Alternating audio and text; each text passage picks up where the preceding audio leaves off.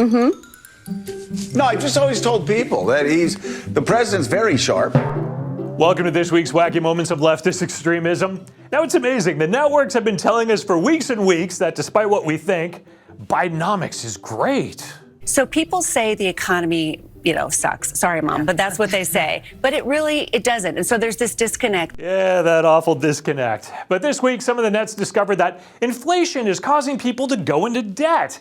And with high interest rates, they're having to pay more for it, as well as shell out more money for fast food. Rising prices have popular chains under fire this morning. Some customers are thinking twice about grabbing that quick bite to eat. NBC's senior business correspondent Christine Romans is here with more. Now we care about inflation. Yeah. Oh, yeah, now we care. Right, because inflation has come for your fast food menu. And frankly, consumers are fed up with this. But amazingly, the left doesn't relate high inflation and massive credit card debt to Joe Biden's economy. Because when it comes to bad economic news, Biden's like Voldemort, he who cannot be named. Consumers are facing higher prices and much higher interest rates. So take a look at this. In just the last 2 years, the typical credit card has gone from 14.5% APR to now 21.5% APR. And who would be running the country's economy into the ground the last 2 years? Let's think about that. There seems to be a disconnect. And so there's this disconnect. And I think it's something that's going to be important into an election year. An election year. And once again this week, the leftist media pushed their chosen one.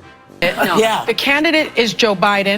He has run this country well. Was it Joy Behar or Whoopi Goldberg who just told the audience to suck it up and love Joe? The candidate is Joe Biden. He has run this. Suck it up. The media loves that guy who delivered powerful answers to so many questions this week. Let me choose my words. There's some movement. There's been a response from there's been a response from the opposition, but yes, I'm sorry, from Hamas. Glad the reporter could help him out there by telling him what to say. Reporters often seem to do that for Joe, but multiple times this week, Biden discussed his recent conversations with long-dead foreign leaders, like French President Francois Mitterrand, who passed in 1996. But of course, Joe Biden claims he talked to him not long after he took the Oval Office. Right after I was elected, I went to what they call a G7 meeting, all the NATO leaders.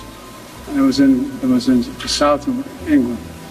And I sat down and I said, "America's back." And Mitterrand from France looked at me and said,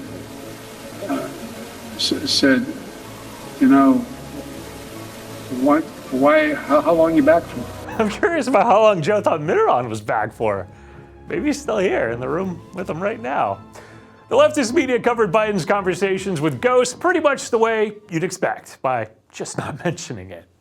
As for the president, he headlined fundraisers in Los Angeles on Saturday night, here in Las Vegas last night, before heading back to Washington today. We expect he's going to spend some time with hospitality workers in this city, trying to win over their support ahead of Tuesday's primary here. Overnight, their powerful union averted a strike at some hotels here at the beginning of Super Bowl week.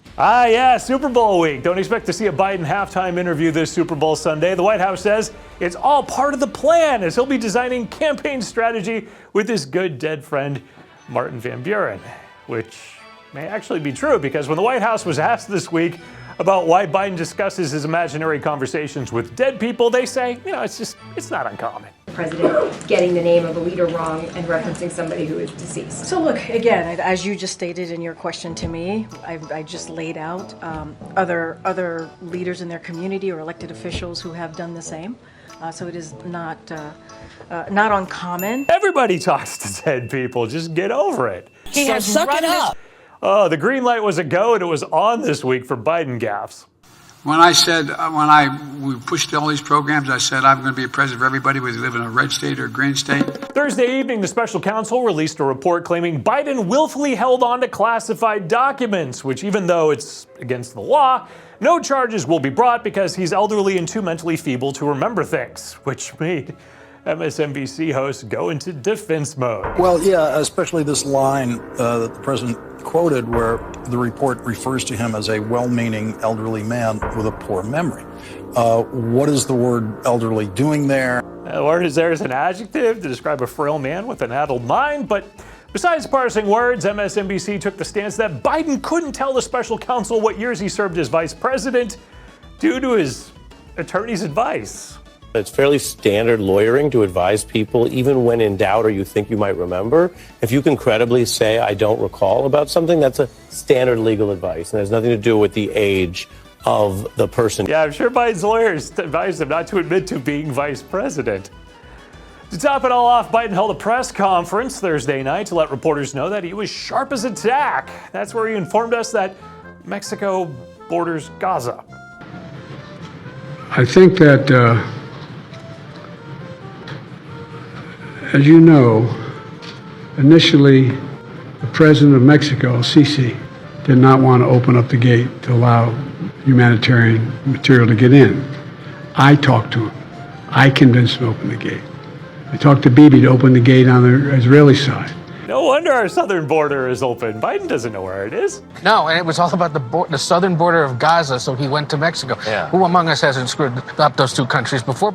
All of this, of course, ticked off Biden's favorite TV show host, Joe Scarboro, who immediately went into crazy shout mode. I can find a lot of different ways to say this. Yeah, you know what? Without I'm a saying simple something like country that. lawyer. Yeah. John, I'm a simple country lawyer, and I know. What's the headline? What should the headline from this report be? Not indicted. Not guilty. Right. Not the evidence to indict him. Of course, Scarborough does want to ignore Biden's mental deficiencies. Because this president is good at what he does. And these I've always events... told people... No, I've just always told people that the president's very sharp. He's always told people that. It's going to be a long weekend over at the MSNBC studios.